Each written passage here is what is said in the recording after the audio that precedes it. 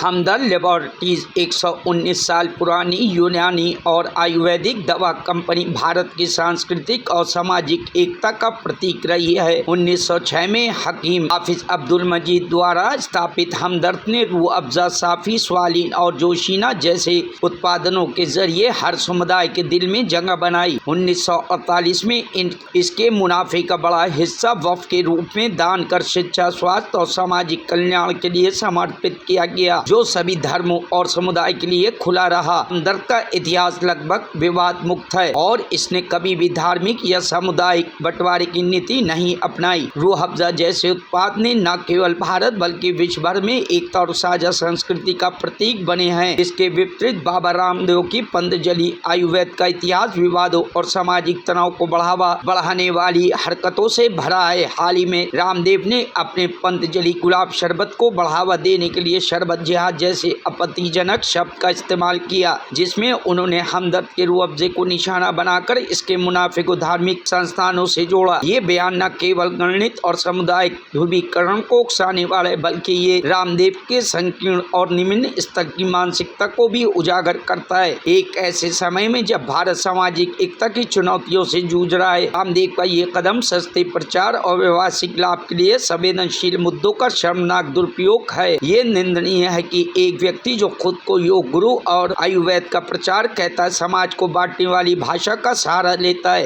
रामदेव का ये पहला दुस्साहस नहीं है। पतंजलि ने बार बार धार्मिक विज्ञापनों और अतिशयोक्तिपूर्ण दावों के जरिए लोगों को गुमराह करने की कोशिश की है। 2021 में पतंजलि ने अपनी दवा क्रोनिल को कोविड-19 का इलाज बताकर लाखों लोगों की भावनाओं के साथ खिलवाड़ किया। इंडियन मेडिकल एसोसिएशन और वैज्ञानिक समुदाय की आलोचना के बाद इसे केवल इम्यूनिटी बूस्टर के रूप में बेचने की अनुमति मिली। सुप्रीम कोर्ट ने 2023-24 में पतंजलि के धार्मिक विज्ञान, जहां हमदर्द ने अपने उत्पादनों और कार्यों के जरिए समाज को जोड़ा, वहीं रामदेव ने बार बार अपनी हरकतों से सामाजिक सद्भाव को ठेस पहुंचाई। शरबत जिहाद जैसे बयान न केवल हमदर्द की साख को नुकसान पहुंचाने की कोशिश, भारत की सांस्कृतिक एकता पर भी हमला है। रामदेव का ये व्यवहार निंदनीय और शर्मनाक, जो एक जिम्मेदार व्यवसायी और सामाजिक व्यक्ति की छवि को धूमिल करता है। समाज को ऐसे लोगों से सावधान रहने की जरूरत है जो अपने स्वार्थ के लिए एकता की नींव को कमजोर करते हैं। हमदर्द की तरह हमें उन मूल्यों को अपनाना चाहिए जो समाज को जोड़ते हैं, न कि तोड़ते हैं।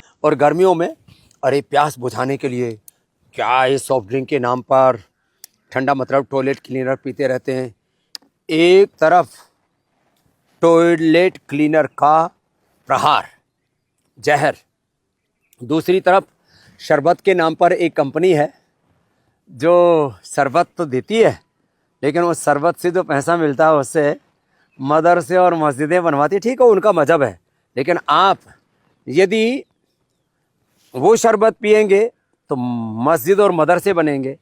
और पतंजलि का गुलाब का शरबत पीते हैं आप, ये शरबत पिएंगे आप तो गुरुकुल बनेंगे, आचार्य कुलम बनेगा, पतंजलि विश्वविद्यालय, भारतीय शिक्षा बोर्ड आगे बढ़ेगा।